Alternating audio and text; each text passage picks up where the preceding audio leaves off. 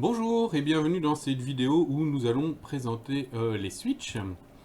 Alors, nous avons vu dans une vidéo précédente l'Ethernet, enfin les différents protocoles qui composent l'Ethernet. Les switches sont évidemment ici des éléments clés pour connecter différents ordinateurs sur un réseau local en Ethernet. Alors, à la base, l'Ethernet, c'était en fait une connexion avec un câble coax. Donc, c'était une topologie dite en bus, tant au niveau physique qu'au niveau logique. Donc, l'idée, c'était d'avoir un câble coax qui se baladait dans les différents bâtiments, dans les différents locaux, et qui passait près de chacune des machines qui devaient être connectées au réseau. Alors, ce système n'était pas très pratique puisque si on devait rajouter une machine au réseau, ça impliquait qu'on allait devoir couper le câble coax, rajouter des T, rajouter un câble et connecter le nouveau PC au milieu de cette connexion. Alors, n'étant pas très pratique, on est passé vers une solution basée sur des hubs. Donc le hub en fait est simplement, on va dire, la transposition du câble coax, mais mis dans un petit boîtier. Donc on a toujours au niveau logique un bus, sauf que ce bus maintenant est uniquement localisé dans un petit boîtier. L'avantage, c'est que toutes les portes du hub sont déjà pré-câblées. Donc, en gros, ça veut dire que quand on veut rajouter une machine sur le réseau, eh bien, on va simplement connecter sur une des portes du hub. Encore une porte non utilisée, évidemment. Et nous ne devons pas interrompre le reste du réseau pour les autres machines qui sont dessus. Donc, on voit ici l'exemple, par exemple, du 10BST.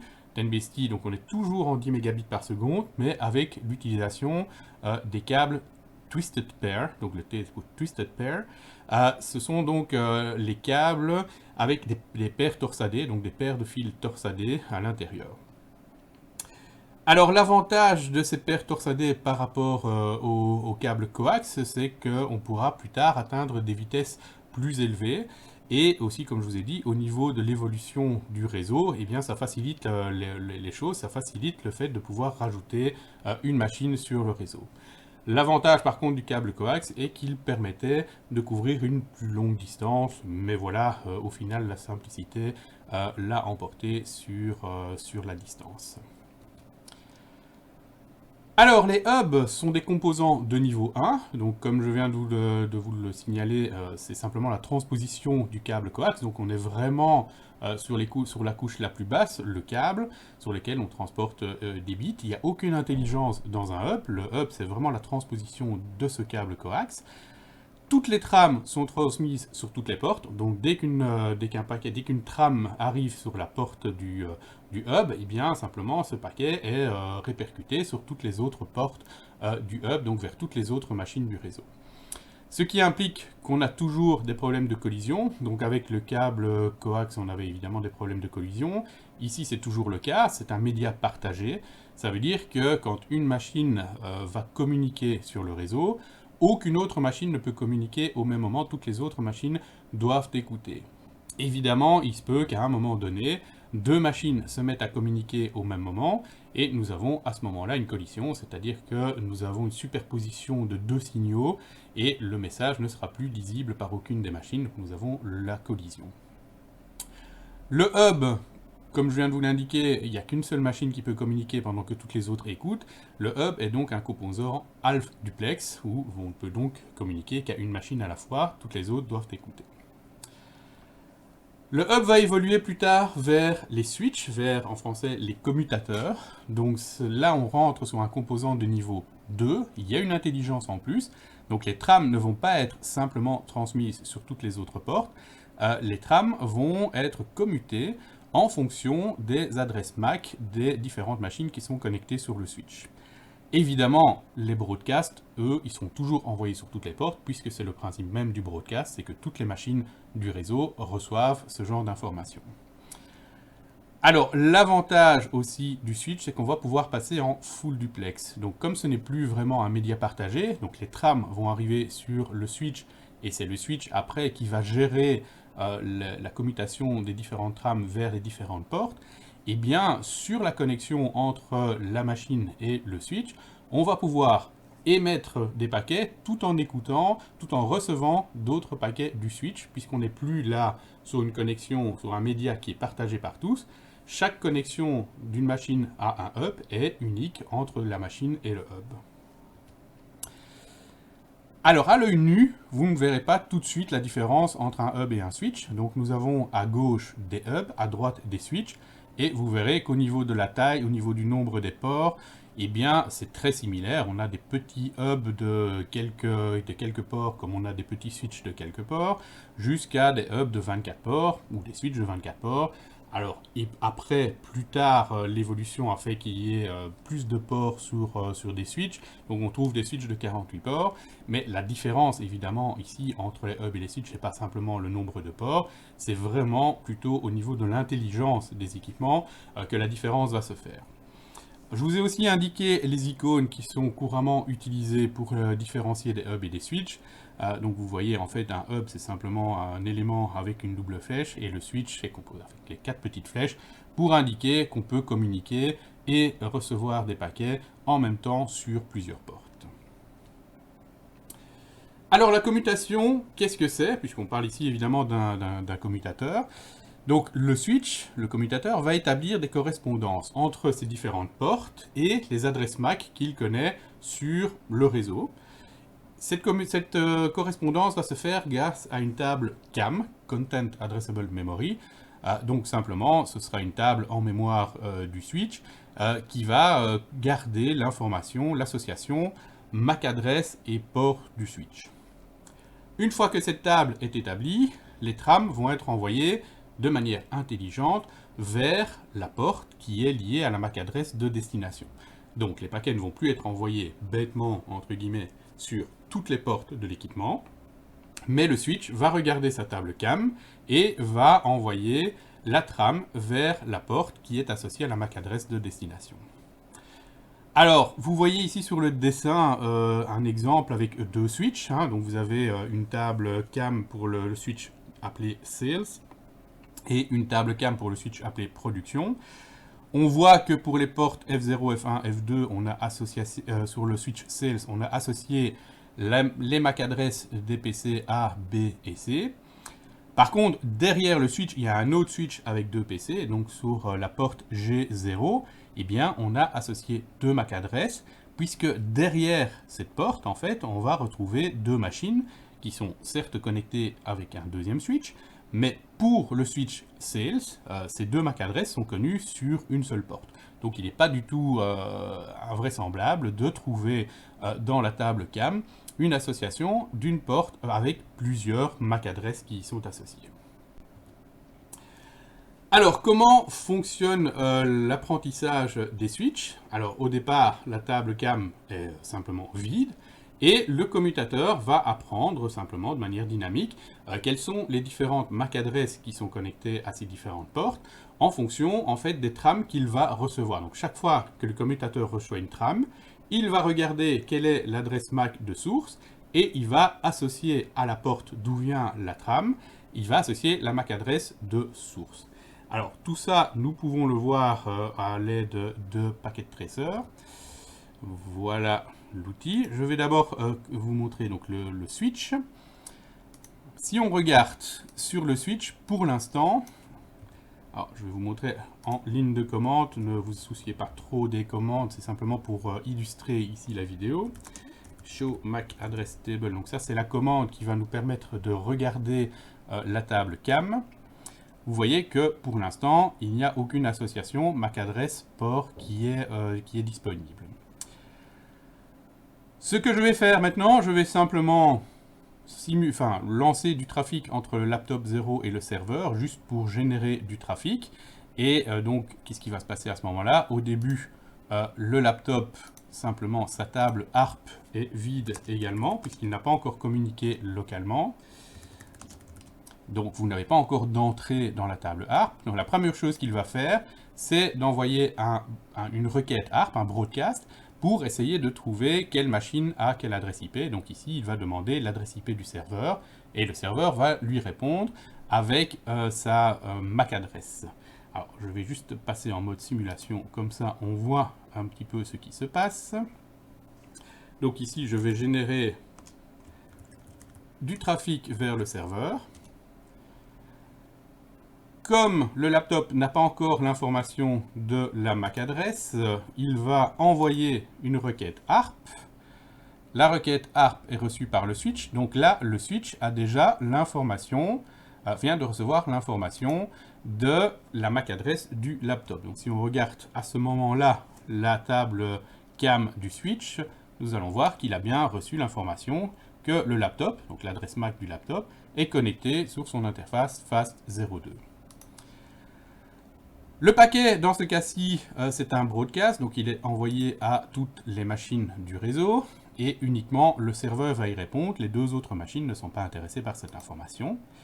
Le serveur renvoie l'information avec sa MAC adresse vers, comme destination, le laptop, mais entre-temps, le switch a reçu le paquet sur son autre interface, et donc maintenant a ajouté également dans sa table CAM l'association entre la MAC adresse du serveur et la porte sur laquelle le serveur est connecté. Pour le reste, voilà, la requête ARP la réponse à la requête ARP est arrivée au laptop. Le laptop peut maintenant communiquer et je vous expliquerai un petit peu plus en détail tout de suite. Voilà donc pour le fonctionnement de la table CAM. Ensuite, nous allons vous parler de deux domaines, le domaine de collision et le domaine de diffusion. Alors, le domaine de collision, c'est la zone logique sur le réseau dans laquelle des collisions sont possibles. Alors, ce domaine de collision, il existe en fait historiquement, puisque le média qui était utilisé pour Ethernet, le câble coax, était un média sur lequel il y avait des collisions. On est passé au hub. Le hub est juste une transposition du câble coax, donc il y a toujours effectivement des collisions. Et en gros, toutes les machines qui sont connectées à un hub font partie du domaine de collision, puisque à tout moment, des machines peuvent rentrer en collision, donc des communications peuvent rentrer en collision entre toutes ces machines. Sur le hub, on est en half duplex, donc la communication ne peut se faire que dans un seul sens. Une machine va communiquer sur le réseau, toutes les autres machines ne peuvent qu'écouter. Alors, un commutateur, quant à lui, va stocker les trames avant de les envoyer, et donc il va vérifier lui-même si le média est disponible, et va éviter les collisions. Donc en fait, c'est vraiment le commutateur qui va gérer le fait d'envoyer des paquets sur les différentes connexions vers les différentes machines, et évidemment, comme il n'envoie plus non plus sur toutes les portes, et on limite évidemment le cas des collisions qui pourraient arriver. Donc le fait que ce soit le commutateur qui gère l'envoi des trames va éviter les collisions. Ce n'est plus vraiment un média partagé. Quand une machine parle, toutes les autres machines ne l'entendent pas forcément. Donc, pour l'Ethernet, je vous avais parlé de CSMA-CD, donc le Carrier Sense Multiple Access with Collision Detection, dont le but était justement de régler ces problèmes de collision lorsqu'il y avait lieu. Sur un commutateur, cette solution, le CSMA-CD, n'est plus utilisée. Alors, il existe toujours, puisqu'il faut que les ports des switches soient rétrocompatibles avec des anciens systèmes, mais normalement, en fait, sur un switch, il n'y aura plus de collision. Le switch aussi permet une communication full duplex, puisque la communication en fait ne se fait plus d'une machine vers toutes les machines, mais d'une machine vers le switch, et puis le switch va gérer ces différentes trames. Et bien, sur la connexion entre la machine et le switch, on va pouvoir émettre et recevoir des paquets en même temps. Donc on passe d'une solution qui était half duplex vers une solution qui est full duplex. Concrètement, à quoi ça correspond le domaine de collision? Eh bien c'est simple, pour un hub ça correspond à toutes les machines qui sont connectées à ce hub, et pour le switch, en fait, chaque connexion est un domaine de collision. Ce qui, en gros, signifie simplement qu'il n'y a plus de collision possible sur le réseau. La seule chose qui peut encore arriver, supposons par exemple que derrière un port, vous avez derrière un port du switch, vous avez un hub, et bien effectivement, ce port du switch va appartenir au domaine de collision du hub. Ce qui pourrait arriver également, c'est un problème de configuration. Donc supposons qu'un PC, un ancien PC, soit configuré en half duplex et le switch, lui, émet en full duplex. eh bien, il pourrait y avoir donc des collisions entre le switch et la machine en question, puisque la machine est configurée en duplex, elle ne va pas comprendre que le switch essaye de communiquer en même temps qu'il écoute. Mais c'est la seule chose qui pourrait arriver, donc le gros avantage évidemment du switch, c'est de supprimer les collisions sur le réseau. Le domaine de diffusion, en fait, correspond à l'ère logique où n'importe quel ordinateur qui est connecté va pouvoir directement transmettre des broadcasts vers tous les autres ordinateurs du même domaine sans devoir passer par un routeur. Donc concrètement, c'est le domaine dans lequel quand une machine va vouloir communiquer et quand elle va envoyer un broadcast, par exemple une requête ARP, toutes les machines du même domaine vont recevoir ce broadcast. Alors là, par contre, pas de différence entre un hub et un switch, puisque le broadcast doit s'adresser à toutes les machines du réseau local. Donc ici, pour le domaine de diffusion pour le hub et le domaine de diffusion pour le switch, eh bien, c'est le même domaine, ce sont simplement toutes les machines du réseau local, ce qui est normal, puisque toutes ces machines doivent pouvoir recevoir les broadcasts. Alors, un domaine de diffusion s'arrête au niveau du routeur. Donc si un routeur est connecté sur un réseau, la porte du routeur qui est connecté dans ce réseau, qui est connecté au switch, va faire partie du domaine de diffusion du réseau local. Mais par contre, les broadcasts, au niveau 2 en tout cas, ne passent pas les routeurs. Donc, quand vous faites une requête ARP, ça va s'arrêter au niveau du routeur. Si ça concerne le routeur va y répondre, mais il ne va pas transmettre les broadcasts sur les autres réseaux. Donc un broadcast, c'est effectivement dans ce cas-ci de niveau 2, ça reste uniquement sur le réseau local, ça ne passe pas les routeurs vers un autre réseau. Donc par exemple ici, sur un routeur qui a deux interfaces et qui est connecté dans deux réseaux différents, eh bien il y aura deux domaines de diffusion sur chacune des interfaces du routeur.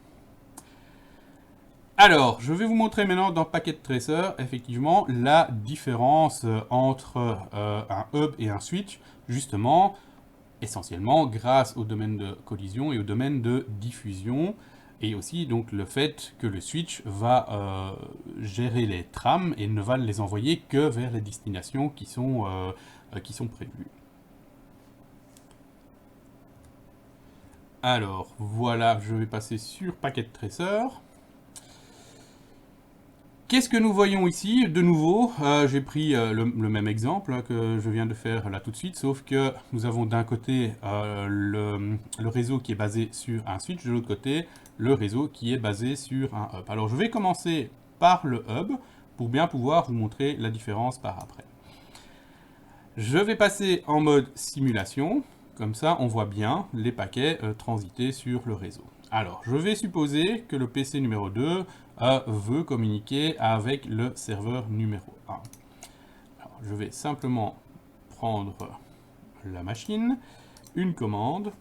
Même chose que là tout de suite, hein, je vous montre d'abord que la table ARP est bien vide. Alors sur le hub, je ne peux rien vous montrer puisque le hub est un composant sans intelligence. Donc il n'y a rien à configurer, il n'y a rien à voir. Le hub va simplement jouer son rôle d'interconnexion des différentes machines. Alors, je vais envoyer un ping vers le serveur. Oups, point 1. Alors, là, pour l'instant, je ne connais pas la MAC adresse du serveur. Donc, je vais envoyer d'abord, enfin, mon PC va d'abord envoyer une requête ARP. La requête ARP va arriver sur le hub. Alors, une requête ARP, c'est un broadcast. Donc, en toute logique, ce paquet va être envoyé à toutes les machines du réseau. Et uniquement la machine qui est concernée, en l'occurrence ici le serveur, va répondre avec sa MAC adresse. L'information arrive sur le hub. De nouveau, le hub n'est pas un équipement intelligent, donc cette réponse va être également transmise à toutes les machines du réseau. Et donc là, nous avons le laptop 1 et le PC 3 qui reçoivent des informations finalement qu'ils n'attendaient pas forcément. Le PC2, lui, par contre, est très content d'avoir reçu la réponse du serveur. À partir de maintenant, il connaît la MAC adresse du serveur et peut envoyer son ping. Le ping arrive sur le hub. Le hub renvoie toutes les trames vers toutes les machines, donc y compris les machines qui ne sont pas concernées par cette communication. Le serveur, lui, reçoit un echo request. Il va répondre avec un echo reply et de nouveau, sa réponse va être transmise à toutes les machines du réseau. Donc à nouveau, le laptop 1 et le PC 3 reçoivent de la communication qui ne les concerne pas forcément.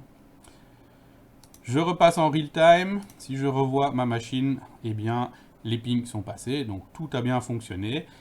À part le fait, bien entendu, que les machines PC3 et laptop 1 ont reçu beaucoup d'informations qui ne les concernaient pas forcément. Voyons comment ça se passe maintenant au niveau du switch. Donc nous avons le même réseau, je passe également en mode simulation, et je vais faire le même exercice avec le laptop 0.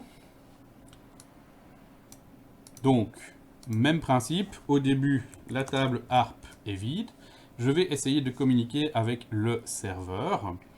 Alors, la première chose que je vais faire, c'est faire un ping vers le serveur, justement, pour générer du trafic. Alors, la table ARP étant vide, j'ai besoin de la MAC adresse du serveur. J'envoie donc une requête ARP. Cette requête arrive sur le switch. La requête ARP est un broadcast, donc en toute logique, le switch va envoyer cette trame à toutes les machines du réseau. Jusqu'ici, aucune différence. Le PC0 et le PC1 ne sont pas concernés, donc ils ne traitent pas cette information. Par contre, le serveur, lui, va répondre en disant « Oui, c'est moi, je t'envoie ma MAC adresse ». Cette réponse arrive sur le switch avec comme destination la MAC adresse du laptop 0, puisque c'était le laptop 0 qui, dans le paquet précédent, avait donné sa source comme adresse MAC de source. Du coup, le switch ne va renvoyer la réponse qu'au laptop 0. Donc ça veut dire qu'ici, le PC0 et le PC1 n'ont pas reçu la réponse du serveur puisque ça ne les concerne pas. À partir du moment où le laptop 0 a reçu la MAC adresse, il peut maintenant envoyer sa requête ping, donc son ping echo request. Il envoie sur le switch. Le switch va regarder la MAC adresse de destination, donc il va regarder dans sa table CAM. Il voit que la destination c'est le serveur 0, donc il ne l'envoie qu'au serveur 0. Et la réponse au ping ne sera renvoyée qu'au laptop 0. Donc au final, ici, mon ping est bien passé.